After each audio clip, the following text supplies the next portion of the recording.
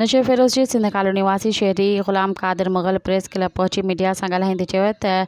लाड़ाई बिरादरी जा माण्हू हाफ़िज़ शेर मोहम्मद मज़हब लाड़ाई मुख़्तलिफ़ ॾोहारी क़िस्मनि जा हथियार बंद विहारे मुंहिंजी ज़मीन ते कब्ज़ो करे वेठा आहिनि जेके ज़मीन ते अचनि नथा ॾियनि ऐं गुज़िर ॾींहुं ज़मीन ते वियल हारियुनि खे हिरासा करण लाइ पुलिस खे बिना कंहिं जवाज़ जी गिरफ़्तार करायो वियो आहे। हुन वधीक चयो त उते असां ॿिया हारी कल विहारिया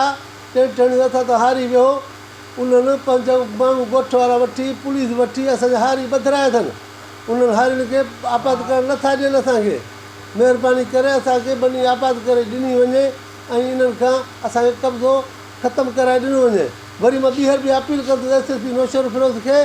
SHO नौशर फिरोज़ खे DSP नौशर फिरोज़ खे त असां सां इहो नाहक आहे ज़ुल्म आहे ॾाढा लाड़ाइनि जो जंहिंमें हुन महबूब लाड़ाई हुनजी सपोर्ट करे पियो थो महबूब लाड़ाई जी सपोर्ट करे पियो थो रिंद आहिनि उहे उन्हनि जी सपोर्ट कनि था। असां महबूब लाड़ाई खे असां रिंदनि खे बि इहा अपील कंदासीं तव्हां अंदरि सां गॾु आहियो पर पोइ प्रूफ खणी निकिरो किथे फ़ैसिले में अध्यक्ष राज़ी कयो आहे फ़ैसिलो किथे हूंदो आहे ख़ुदा कान हूंदो आहे। असांखे कल्ह टे नाला ॾिनासीं त बाबा फ़ैसिलो तव्हां भले मुमताज़ जज वटि कयो अली आलमनी वटि कयो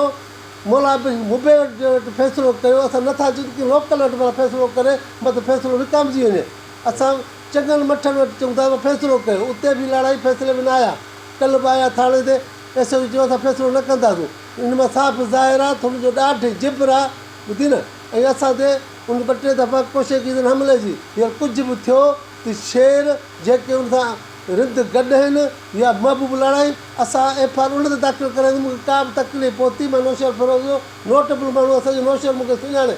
कंहिंजी बि कंहिंसां पुछा कर दफ़ा ग़ुलाम कादिर मुग़ल नौशर रहंदो आहे कंहिंसां नाजाइज़ी कई हुजे ऐं ॾंढ भरे ॾियां कंहिंसां बि असां नाजाइज़ी न कई असां लिखियलु पढ़ियल फैमिली आहे